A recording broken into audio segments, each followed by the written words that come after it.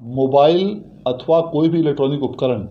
ले जाना सभी परीक्षार्थियों के लिए पूरी तरह से वर्जित किया गया है और जो भी परीक्षार्थी यदि इस प्रकार के कोई भी उपकरण ले जाते हुए पाए जाते हैं तो उनका न सिर्फ वह उपकरण जब्त कर लिया जाएगा बल्कि उनको परीक्षा से निष्कासित करते हुए उनको परीक्षा से वंचित भी किया जाएगा और उनके विरुद्ध में प्राथमिकी भी दर्ज कराई जाएगी। परीक्षार्थियों के लिए यह ध्यान देना अत्यंत आवश्यक है कि परीक्षा केंद्रों पर प्रवेश की अनुमति परीक्षा प्रारंभ होने के 10 मिनट पूर्व तक ही मिलेगी, अर्थात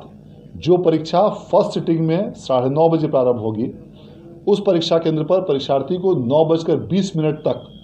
हर हाल में पहुंचना अनिवार्य होगा और जो परीक्षा द्वितीय पाली की 1:45 से शुरू होगी उन परीक्षा केंद्रों पर परीक्षार्थी को 1:35 तक पहुंचना अनिवार्य होगा। इसके बाद इस समय सीमा के बाद जो भी परीक्षार्थी यदि परीक्षा केंद्र पर पहुंचेंगे तो उन्हें परीक्षा में बैठने की अनुमति नहीं दी जाएगी। यह ध्यान देना इसलिए आवश्यक है क्योंकि ऐसा देखा गया है कि कुछ विद्यार्थी जो इसका अनुपालन नहीं कर पाते हैं, जो इस समय सीमा के बाद पहुंचते हैं, उनकी परीक्षा छूट जाती है और फिर उनका पूरा वर्ष या तो व्यर्थ हो जाता है या उनको वैकल्पिक माध्यमों से अन्य परीक्षा में कंपार्टमेंटल या विशेष परीक्षा या अन्य जो भी वैकल्पिक उनके लिए माध्यम उपलब्ध हों उसमें बैठने की बाध्यता होती है। इसलिए यह अत्यंत आवश्यक है कि सभी परीक्षार्थियों से मैं अपील भी करना चाहूँगा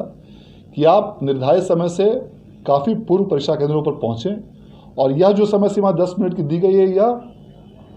अधिकतम सीमा है, इससे भी आप काफ़ी पहले पहुँचें ताकि आपको परीक्षा केंद्रों पर प्रवेश में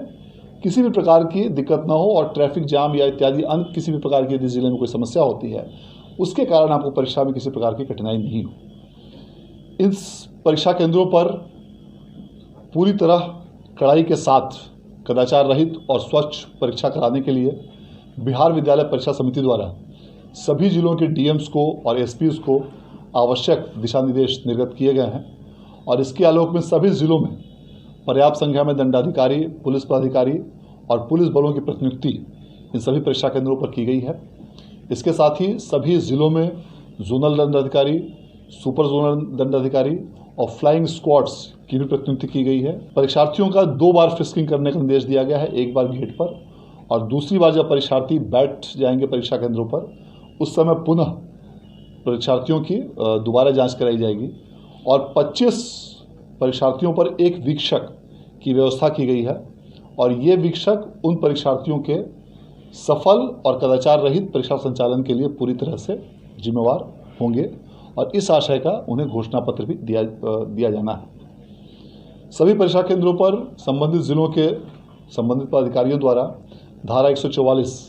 लागू कर दी गई है और इसके साथ साथ परीक्षा केंद्रों पर सीसीटीवी की भी व्यवस्था की गई है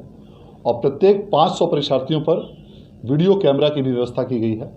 और इसके अलावा परीक्षा केंद्रों के बाहरी भागों में भी वीडियोग्राफर की भी व्यवस्था की गई है।